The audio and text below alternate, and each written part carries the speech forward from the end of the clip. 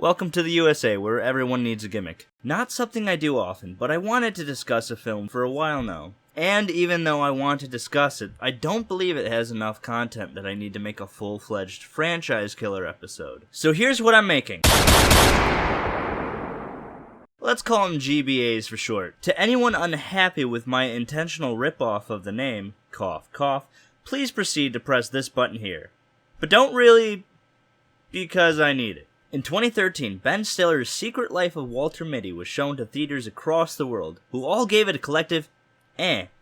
Me, on the other hand, had some opinions of my own, and if you're still listening, here they are. First, the premise. Working for Life magazine, a middle-aging Walter Mitty is trying to build up the courage to ask his attractive co-worker out. But instead of doing it directly, he prefers to live out his fantasies in his imagination, no matter how big or irrelevant. At the same time, a new company has bought out the magazine and declared that this will be the last issue of Life magazine. Sean O'Connell, a famous and amazing photographer, sent Walter Mitty a picture for the last issue. Unfortunately, Walter can't find it and must stop dreaming about what he should do and actually do it. Now, sorry for the average synopsis. IMDb was not doing me any favors, so I paraphrased. It does seem like a rather boring idea when you put it to paper, which I just did.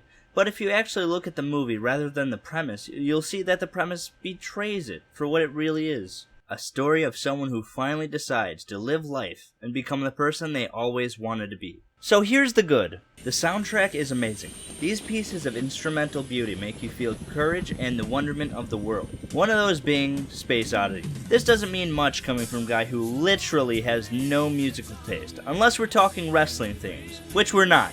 So, I don't know why I brought that up. Sorry. Adam Scott is as divine as ever. Even though here he doesn't end up in I'm not gonna spoil it, so just go see Krampus. The point is that Adam is great, whether he's playing a complete asshole or a nerdy nice guy. He's always on point, even though in this he's portrayed as a bad guy. He's really not.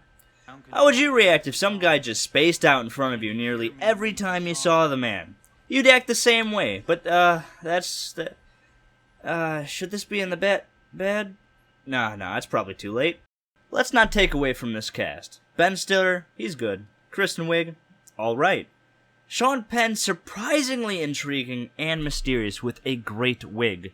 And a surprise cameo from one of my favorite comedians. Overall, the cast is great. Great beards and facial hair in this movie. Ben Stiller's, Sean Penn's, and especially Adam Scott's. Sus. It's great and perfectly maintained. Great payoff. Now listen to me here. I don't care if you haven't been listening up until this point. You won't think it right after watching it, but when you let it sink in, you'll understand how good. Which brings me to the next good thing. Character's journey.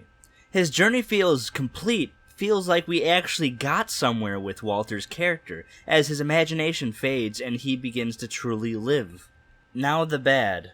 The chemistry between the two main characters is forced. You don't feel like they like each other, which I guess is what they were going for. But every time they're on screen together, I want to curse Ben Stiller to a life of Zoolander sequels. The comedy and jokes can sometimes sour with some of the actors' delivery, such as the stammers or that make silent moments last for more than 2 seconds. Don't get me wrong, there are some noteworthy, clever comedy in this, but more than some of the time, it falls flat. Pacing. I was going to put this in the good section, but thinking about it, I mean really thinking about it, the pacing was good. It even stops and lets you breathe every now and again. But it feels like towards the end the director says, "Oi! Let's wrap it up!" And then they speed through some of the parts real quick. And then that same director said, "Hey, too fast!" and slowed it right back down. Now, the Assblasted. Now, obviously, like every movie, this has some flaws, but it is a good movie. Why it didn't garner more attention, I don't know. Oh wait, yes I do. It came out the same day as Wolf of Wall Street, Grudge Match, and the critically acclaimed Justin Bieber's Believe.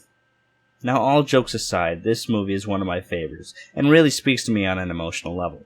So how am I gonna rate these? Seeing as everyone gives me flack on my Genius 14 scale, so let's just go simple. 2 stripes, I like it. 1 stripe, it was good. And no stripes, it was garbage. After the good, the bad, and the ass blasting, this gets 2 stripes. Thanks for watching. If you like this, maybe I'll do more of these, seeing as no one has time for my other videos. Anyway, clear your schedules, gentlemen.